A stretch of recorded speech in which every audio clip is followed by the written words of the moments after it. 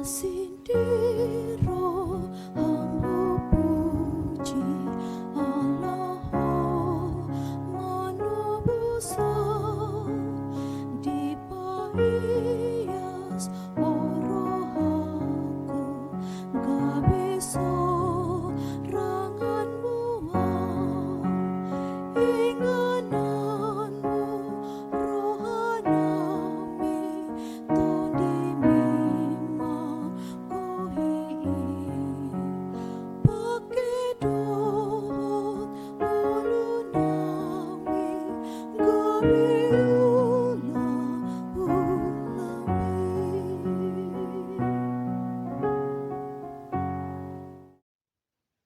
Selamat pagi dan salam sejahtera untuk kita semua. Bapak Ibu susun terkasih, di pagi hari ini kita kembali berjumpa untuk mendengarkan firman Tuhan tentang Yesus adalah Raja. Marilah kita berdoa. Terima kasih ya Tuhan, kami bersyukur di pagi hari ini untuk penyertaan dan berkat Tuhan. Kami akan mendengarkan firman-Mu. Berkati dan mampukan kami Tuhan. Dalam nama Yesus Kristus kami berdoa. Amin. Firman Tuhan tertulis di Wahyu pasal 11 ayat 15. Lalu malaikat yang ketujuh meniup sangkakalanya, dan terdengarlah suara-suara nyaring di dalam sorga, katanya, pemerintahan atas dunia dipegang oleh Tuhan kita, dan Dia yang diurapinya, dan Ia akan memerintah sebagai Raja sampai selama-lamanya. Dungi di palu sursuruam napapituhom masarunena. Jadi masa maswarna gugu di banogijang aka dipadok. Nunga sahat tutuhatai doh tu Kristus nai harajaon ni hasyanganon. Bakit Raja Maibana Rodi Saleling Lilingna. Demikian pembacaan firman Tuhan. Bapak Ibu saudara terkasih, kitab Wahyu adalah tentang gambaran penglihatan sesuatu yang akan terjadi oleh Yohanes di Pulau Patmos. Tentu berbicara tentang hari esok, kita hanya berserah kepada Tuhan. Kita tidak berani menebak. Kita tidak berani merencanakan sesuatu di dalam akal pikiran kita sendiri. Kita hanya mengharapkan atau menggantungkan harapan kita hanya kepada Tuhan. Firman Tuhan di pagi hari ini menjelaskan sesuatu yang akan terjadi di hari esok, tapi sebenarnya sudah dipersiapkan dan sudah dijelaskan oleh firman Tuhan kepada kita tentang siapakah Yesus. Jika pertama sekali Yesus hadir ke dunia ini sebagai seorang imam, sebagai seorang pemberita firman Tuhan, sebagai seorang juru selamat, hal ini dipahami oleh banyak orang dengan cara yang berbeda. Ada penolakan bahwa Yesus itu bukan raja yang sebenarnya. Karena raja itu tidak lahir di kandang domba. Karena raja itu tidak naik seekor keledai. Karena raja itu tidak disalibkan. Karena raja itu sebenarnya harus memiliki pasukan.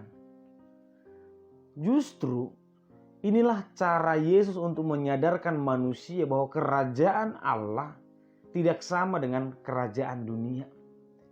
Sehingga ketika kita hidup dan kita yang sudah mendengarkan firman Tuhan, hendaknya memahami dan mengimani firman Tuhan dan menerimanya sebagai Raja satu-satunya.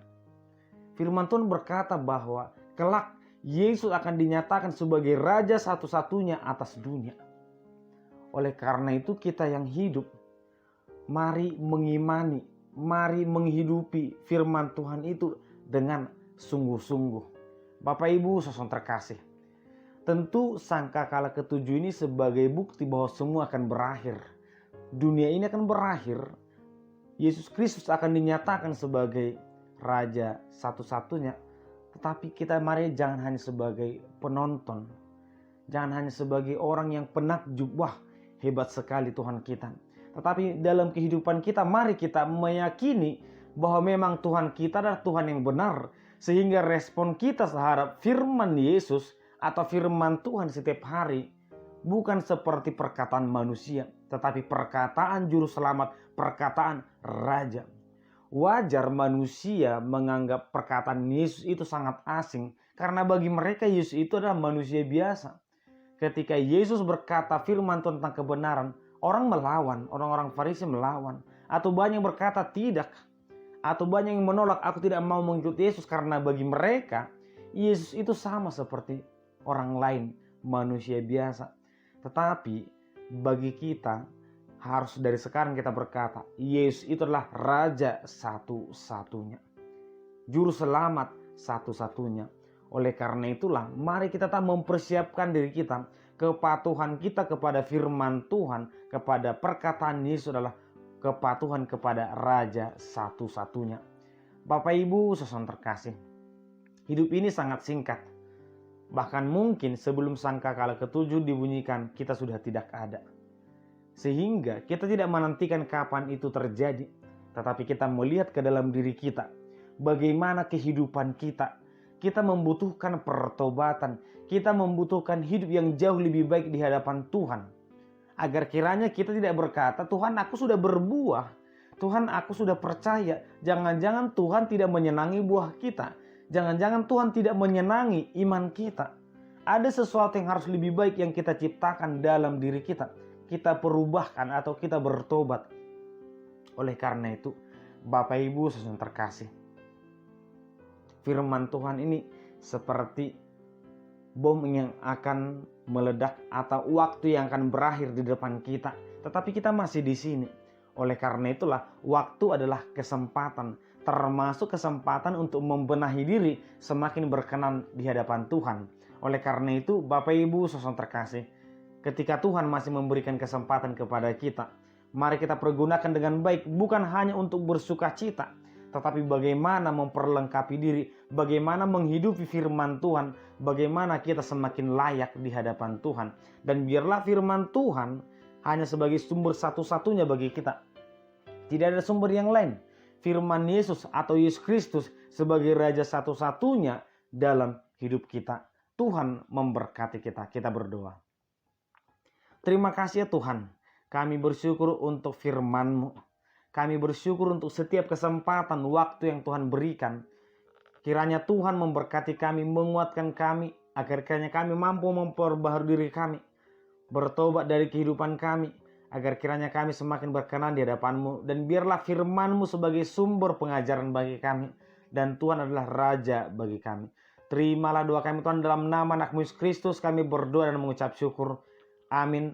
Anugerah dari Tuhan Yesus Kristus, kasih setia Allah Bapa, dan persekutuan Roh Kudus kiranya menyertai kamu sekalian. Amin.